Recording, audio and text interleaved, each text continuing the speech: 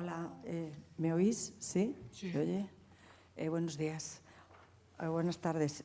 Hago la pregunta en castellano, aunque nací aquí porque vengo de Cataluña y ya no hablo gallego. Bueno, cuando yo estudié en Santiago, ninguna de mis asignaturas fue en gallego. Entonces, disculpad.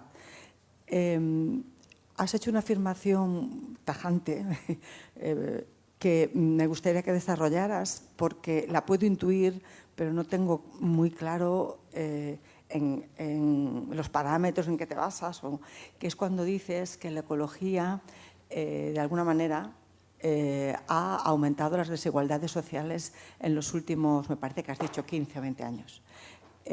No sé, para mí eso no me queda claro a qué te refieres, aunque te repito que puedo intuirlo, pero no. Te agradecería si lo pudieras explicar un poco más. Gracias.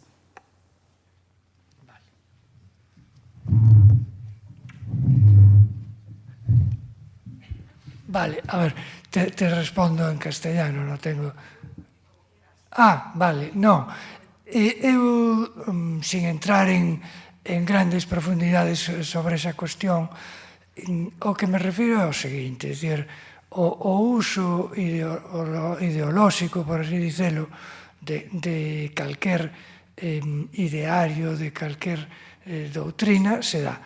E eu creo que é necesaria unha política que teña en conta como de feito é todo o que é a cuestión ecolóxica. Iso o teño absolutamente claro. Non estou convencido en absoluto dos resultados. É dicir, a que me refiro dunha maneira moi gráfica e moi simple. É dicir, que, por exemplo, se eu me collo un corte de xeracións e entón collo as persoas que agora teñen entre 20 e 30 anos, falamos así, e collo os seus pais que teñen aproximadamente entre 40, 50, entre 40 e 60, falamos así, tal, non? Entón, se me fixo niso, vexo, e en certa medida, é que esas persoas entre 20 e 30 anos non teñen coche. Non teñen coche, simplemente. E, en cambio, a xeración anterior si o ten, por exemplo. Isto que significa? Que non hai que tomar políticas contra os coches? Sí, pero se miro ou fago un percorrido social, vexo que os coches reaparecen en función da capacidade adquisitiva das persoas de 20 e 30 anos. Entón, digamos, poño... Este é un exemplo gráfico, pero que de alguna maneira vai no que pretendía eu ilustrar. Non pretendía desenvolver unha grande reflexión sobre a cuestión. Agora, creo que sí, que podemos facer este tipo de constatacións. É dicir, por exemplo, unha meditación que fixen ao facer o camiño. Vamos pasando unha serie de aldeas, de vilas, e entón esas aldeas e vilas subsisten porque a xente ten coches. Se non tivese coches, aquilo estaba deserto e morto. E non só polo feito que podemos pensar do punto de vista económico laboral, do que representa o coche como ferramenta de traballo que permite que unha persoa traballe a varios kilómetros de onde reside. E se, por exemplo, reside en esas aldeas, mantén vivas esas aldeas e traballa en núcleos de traballo. Senón, indo máis alá do aspecto laboral, pero que o aspecto laboral é fundamental. É dicir, nós chegamos a un sitio no que hai aproximadamente ao mellor 20 casas que están habitadas e hai un porto no que se pesca. Iso é posible porque existen os coches particulares. Aparte, porque os públicos tería que haber unha rede infinita para poder suprir os coches particulares. Outro que ten que ver ademais con iso, as persoas que viven, imaginemos un rapaz, unha rapaza que ten 20 anos, ou 25, ou 26. Se non ten a súa disposición un coche ou unha moto, non pode facer, non pode levar o mesmo modo de vida que unha persoa que está na cidade.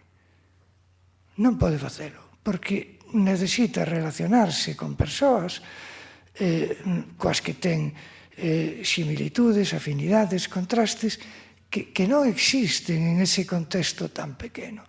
E entón, moitos do que son as aldeas que nós podemos ver e que subsisten, é porque se dan estas circunstancias, é dicir, que as persoas se moven moito, os habitantes desas aldeas, desas vilas, tanto desde un punto de vista laboral, que é fundamental, e como desde un punto de vista do que é o ocio e as relacións. É dicir, non é necesario singularizar moito para darse conta que así, o único modelo posible que existe nestas localidades pequenas, pois sería o modelo de relación puramente tradicional. É dicir, que esas persoas, na medida que crecen, pois a única opción que teñen é ter unha familia de corte tradicional. Porque simplemente non hai combinatoria, é dicir, non hai combinatoria posible de relacións. E esas relacións aparecen na medida que a persoa se pode desplazar. Entón, este é un exemplo pedestre, pero, bueno, que indica que hai que xogar con moitas variáveis e que as cousas non influen só nun sentido, senón en moitos. É dicir, eu non sei se con isto, por lo menos expliquei o que eu quería sustentar, que, por suposto, non pretendo aquí poñerme en plan memo, como que o que sei, que a natureza non está deteriorada pola acción humana, como non, en absoluto. Non. Está deteriorada e é moi deteriorável, aínda máis.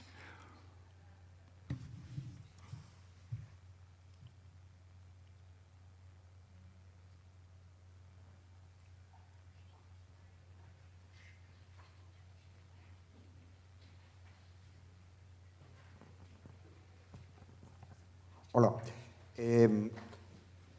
Cando falabas de Galicia como referente, estabas dicindo un horizonte temporal que era de 1997 a 2005. E das así unha pequena referencia, pero, bueno, me gustaría que precisaras un pouco máis. Quero dicir, aparte de que tú, como recordamos todos, según Matrix, 1998, o cumio da civilización humana, pero por que exactamente eses anos? Ben, a ver, tamén respondo desta maneira. Bueno, neses momentos, como se dá na actualidade, dentro das forzas políticas parlamentarias hai unha hexemonía nacionalista, no sentido parlamentario. Pero non hai unha hexemonía non só parlamentaria, sino que hai unha hexemonía cultural dentro do que podería ser a cultura política. É dicir, que de alguna forma o que chamamos nacionalismo, que ten unha historia, ten unha tradición, ten uns valores, influi globalmente na acción política, vía oposición, pero influe. E entón, isto podemos poñer un paralelismo importante, que é dicir, que como observador, eu son profesor e levo dando clase, pois eso, 40 anos, é dicir, entón, que podo ver no estudantado. No estudantado, poñamos aí nos anos 80, é dicir, como tendencia política, é un estudantado que podemos chamar de esquerdas. E de esquerdas no sentido, chamémoslle, marxista. Marxista tipo, digamos, tipo marxismo internacionalista, bueno, con unha certa sensibilidade polo tema galego, pero basicamente o que vemos no estudantado son grupos de esquerdas que están á esquerda dos partidos políticos con representación parlamentaria, basicamente, así simplificando moito. E son un resto da transición e de alguna maneira se dilúen nos anos 80. E aí aparece dentro do estudantado o nacionalismo. E o nacionalismo crece no estudantado nos anos 90 e até principios do século XXI. Non diría que até 2005, pero por aí crece. Crece e ese estudantado nacionalista está moi activo, reivindicativo, está á marxe dos órganos de goberno, presiona desde fora, e está moi ligado con ese nacionalismo de representación parlamentaria, por lo menos até final do século XX. E entón, se estás nunha facultade, pois ves pancartas, cartaces, hai paros, en fin, hai unha actividade que ten que ver e que está hexemonizada por ese tipo de forza política. A partir do ano 2000, realmente o que hai no mundo universitario son, digamos, as versións máis extremas e radicais do que poderíamos chamar o nacionalismo, pero xa están desvinculadas da política oficial, digamos, nacionalista, e tenden xa a ser máis minoritarios. Son grupos radicais que si están entre o estudantado e que, de alguna maneira, teñen unha certa capacidade de movilización. E a partir de aí, desaparece. A partir de 2005 non existe ningún tipo de actividade estudantil, sexa nacionalista, sexa que sexa, nada, NADA. É dicir que, basicamente, hai un período no que os estudantes están máis ben vinculados a organizacións oficiais que teñen representación dos órganos de goberno da universidade e de alguma maneira influen e estes son, pois, digamos, non desaparece. Para que te fagas unha idea, non me acordo en que ano foi, pero aproximadamente puido ser en torno ao 12, por aí, 10, 12, bueno, por aí, a Universidade de Santiago fixo unha modificación dos estatutos. E entón había un consenso generalizado favorável aos novos estatutos. E había unha importante representación estudantil no que é o claustro, nos que votaban, porque ten que votar o claustro e tal. Entón, os estudantes que levaban moitos anos no claustro e que eran máis ben desta tendencia, de pendor así nacionalista, xamais apoiaban nada que fixese a reitoría ou calquer cosa. Xamais. Inclusive eso, no que estaban de acordo. E que pasou? Non se aprobaron os estatutos porque o profesorado, como estaba todo o mundo de acordo, non foron a votar. E os estudantes tampouco votaron, porque non votaban nunca. E entón non se aprobaron. Pero este tipo de digamos, de cultura política desaparece.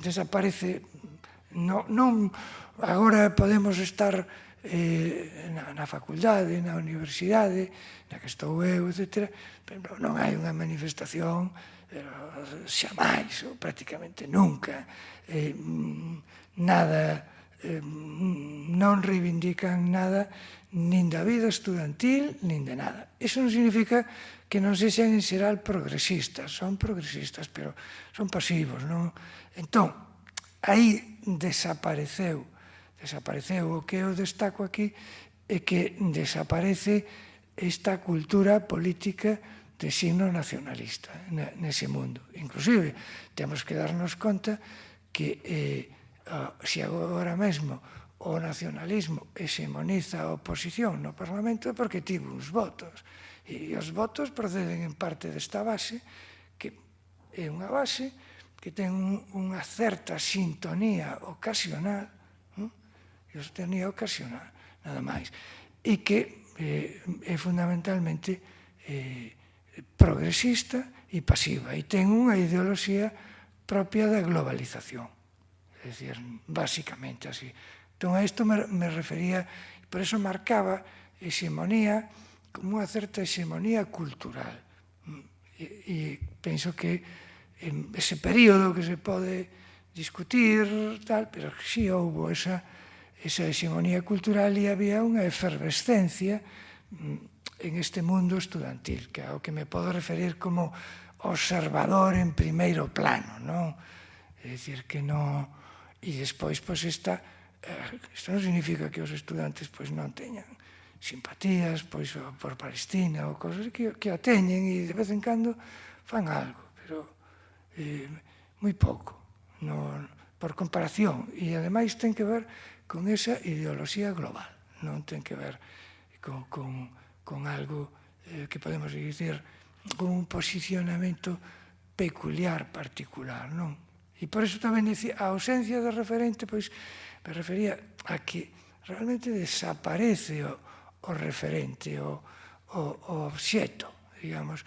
É dicir, é un obxeto indiferente con relación a Galiza, España, etc. Todo eso pasa a ser o mesmo, exactamente. É dicir, algo ao que se accede a través de imaxes e esas imaxes son máis ben unha barreira que unha vía de contacto. Bueno, non quero enrollarme máis porque máis cuestións pode haber e en todo caso o falamos, non?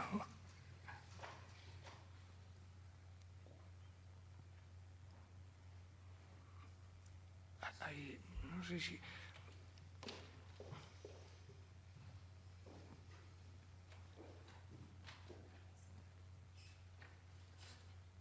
Pero todo ao final falabas das ideoloxías e de como supoñen esta dualidade de liberación e dominación.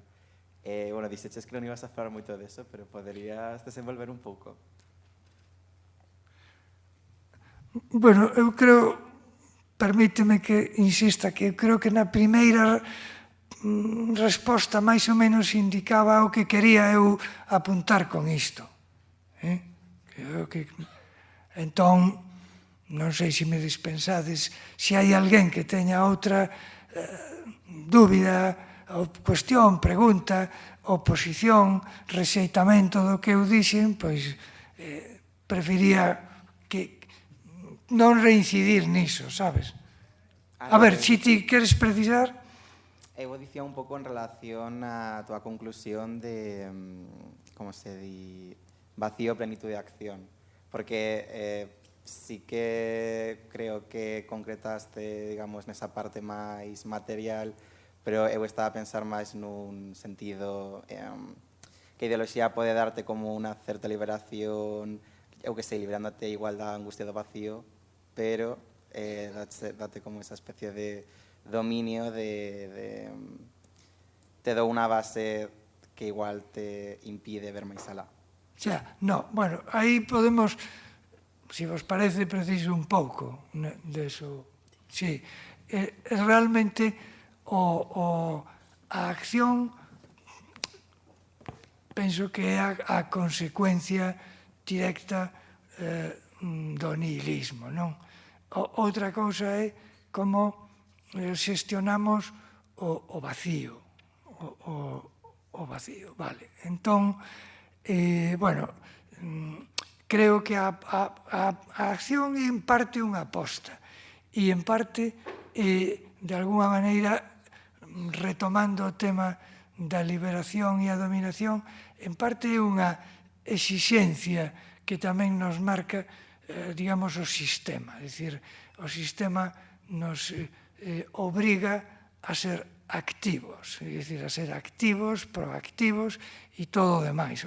A cuestión é o tipo de acción, é dicir, que como xestionamos a acción. Pero creo que unha característica da nosa época, do noso momento, é xustamente, digamos, a acción. Somos activos, non somos esencias, somos, digamos, movimentos. E iso todo, é dicir, esa implicación co que sería a actividade, a propia cultura do consumo, é unha cultura da acción, dunha determinada forma de acción. Nos movemos en contextos de acción sumamente codificados. Por exemplo, unha cousa que aportan as novas tecnoloxías é a obxectualizarnos por completo. É dicir, os demais son obxectos, o que dicía antes, os demais son unha foto e eu mesmo son unha foto para os demais. E entón eu collo o teléfono e empezo a pasar as fotos. E onde me queda o dedo, pulso e chamo. Entón, eu xogo exactamente con isto, non? E por que fago isto? Porque non me podo estar quieto. E entón chamo e en función da resposta que reciba entro nun curso de acción que en xeral están moi codificados até determinado punto no que non aparece a codificación. Desaparece a codificación e aí aparece a vertixe. A vertixe e todo o demais porque estamos moi, digamos, feitos en dispoñer de moitos cursos de acción moi codificados no que sabemos, digamos, que estamos ofrecendo e que esperamos. Cando isto se rompe, pois entón, o que digo, aparece a vertixe e aparece a posibilidade do que podemos denominar esa acción creativa, rupturista, sin que necesariamente romperse xa por definición algo bo, non? Moito menos. Pero creo que iso é interesante. Podería poñer un exemplo máis claro, pero prefiro deixalo na escuridade, dado que ti me entendes.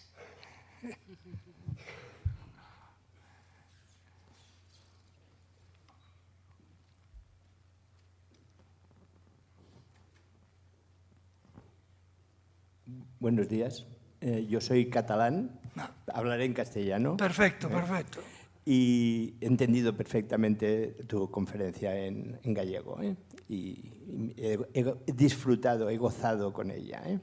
Yo soy muy aficionado a la montaña y hemos hecho muchas, durante 35 años, hacemos excursiones por Cataluña básicamente y por el Pirineo, y hemos gozado de muchas o de algunas de las cosas que tú has explicado, y realmente creo que es la mejor manera de empezar una semana de la filosofía, andando y filosofando con la tierra, en relación a la tierra, en relación al paisaje, en relación a la belleza y en relación a la propia vida y al propio interior y al exterior. Es decir, que has explicado el camino de los faros con una complejidad extraordinaria que me ha hecho recordar muchas cosas y ser capaz, para mí, desde esa reflexión, de combatir el nihilismo.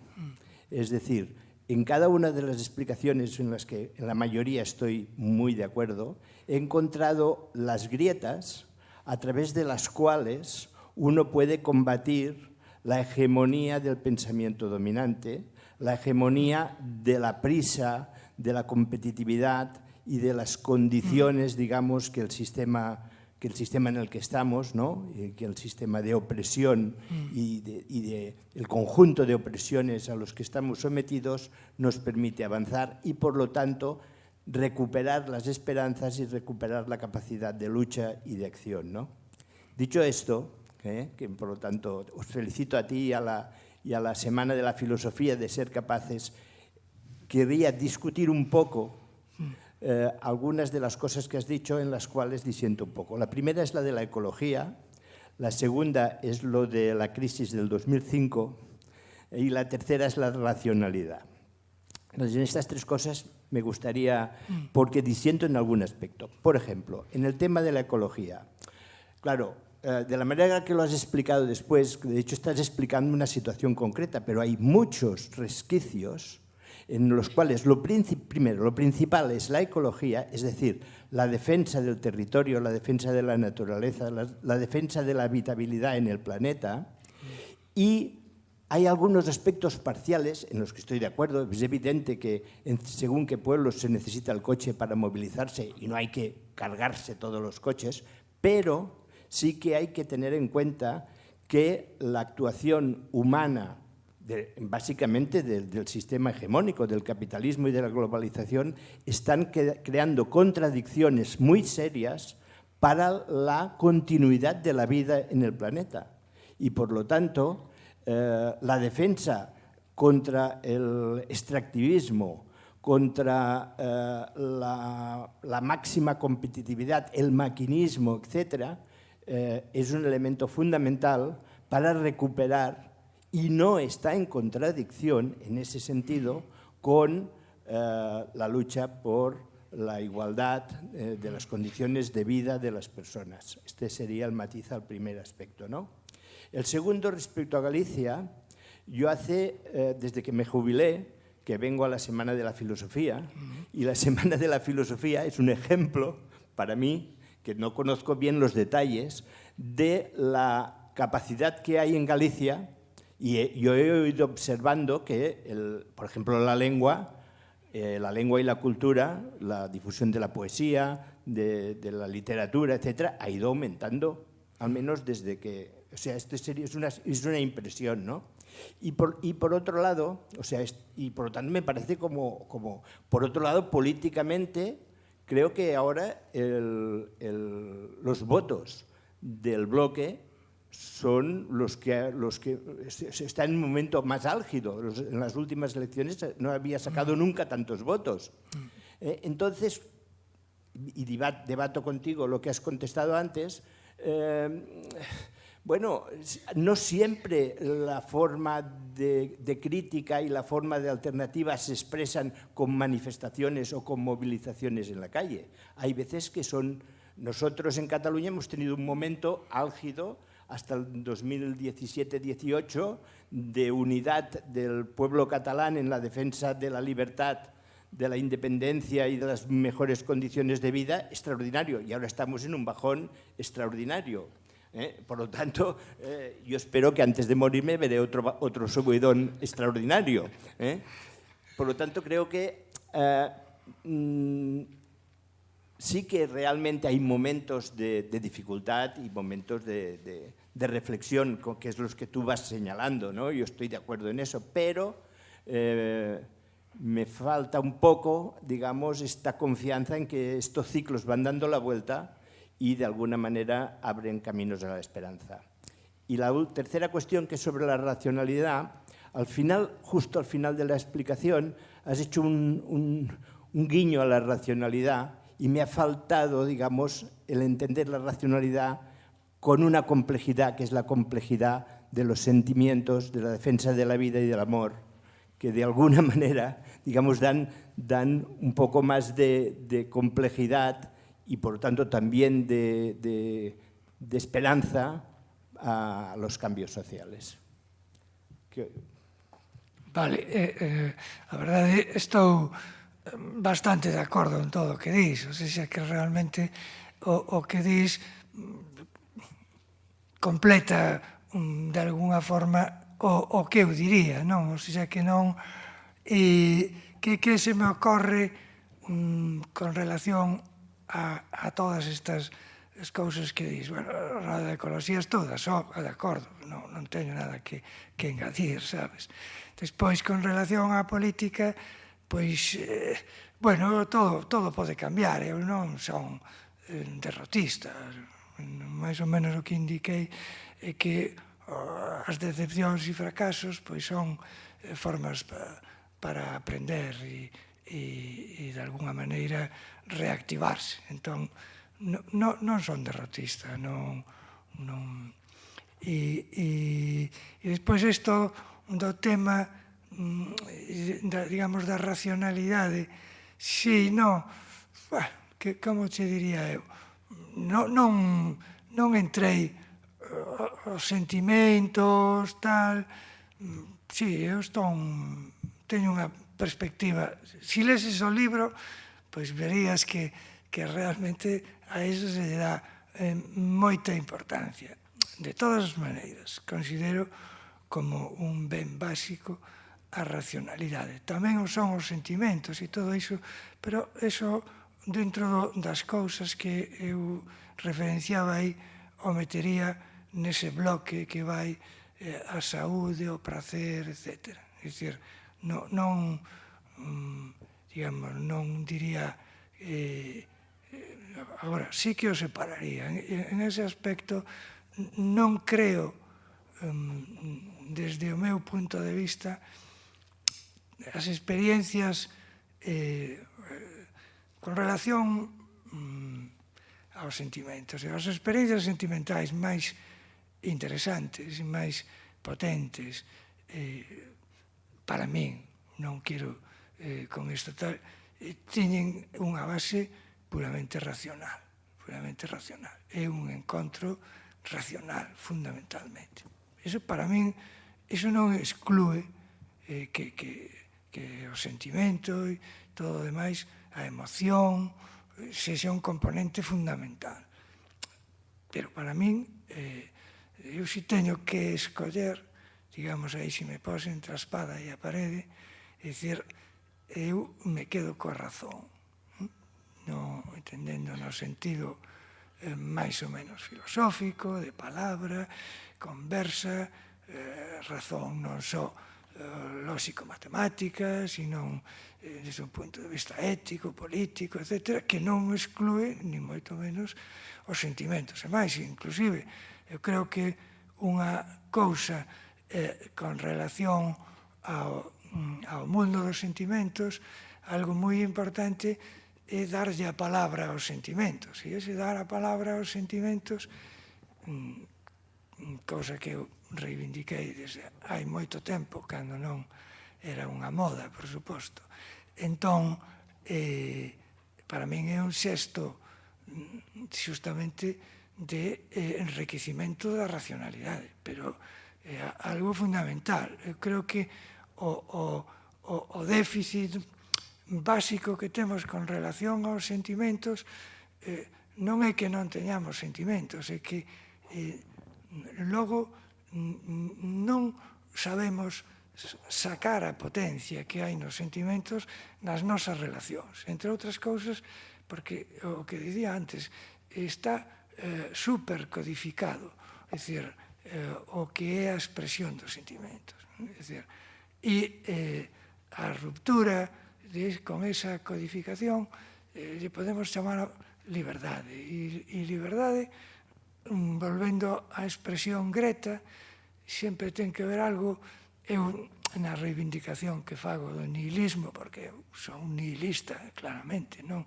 son unha persoa que critica o nihilismo, pero sí que son nihilista, non creo en nada e non creo, vamos, non hai, é dicir, creo que hai que loitar precisamente para construir e para facer, pero eu, a Greta, a palabra que utilizaches me pareceu moi interesante, é dicir, porque neso que decía, os sentimentos, como explotar ao máximo os sentimentos, como vivir os sentimentos sin discurso que os ampare, nos levan a enlouquecer.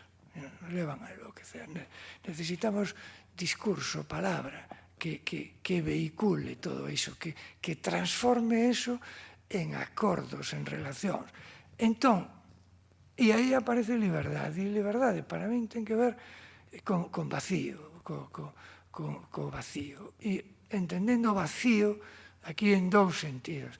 Por iso dicía eu que éxtase sería unha suma de vacío máis plenitude máis acción. Non? Que vacío? O vacío absoluto? Non. O vacío absoluto é insufrible, é insoportable. Non? E ademais non ten sentido. O nihilismo, digamos, tipo budista, que significa unir as iluminacións en un nirvana, iso é negar a vida, non ten sentido. Ten sentido. Agora, o vacío relativo, eu distinguiría, volvendo aquí agora ao castelán, porque en galego non podemos facer iso visible con facilidade, entre el vacío e lo vacío. É dicir, el vacío é algo que temos que rexeitar. Lo vacío, que é la grieta, é algo, para min, absolutamente necesario. A percepción da greta, é dicir, dese vacío intersticial como unha forma que forma parte da nosa experiencia do ser e que, de alguna maneira, é o queixo de Gruyère. A mí, como non me gusta o queixo, direi que o queixo é a ontoteoloxía e os ocos, o Gruyère, a greta, é o que nos permite posicionarnos dunha maneira creativa, activa. Bueno, pero no 90% do que dixes estou de acordo contigo, sabes? É dicir, na política, na ecoloxía, e penso que se falásemos máis, se ti falases máis dos sentimentos, pois eu diría, pois mira, non teño nada que engadir, tes razón. Chegou a hora de rematar esta sesión de mañá. Moitas grazas a todas as persoas que estáis aquí por asistir e tamén a Luís por esta mañá con nós. Moitas grazas. Moitas grazas. Aquí unha cousa, aquí hai un truco que varios dos que estades aquí non coñecedes, e é que eu fui un profesor de Monse, entón, de alguna forma, pois hai moitos implícitos compartidos que non se explican porque se coñecen de moitos anos de trato, non? Entón, bueno, pois nada, moitas grazas a todos, a Aula Castelao e a todos e aos organizadores, e eu confío que a semana esta teña 40 anos máis, e sendo optimista, si podo, me apunto.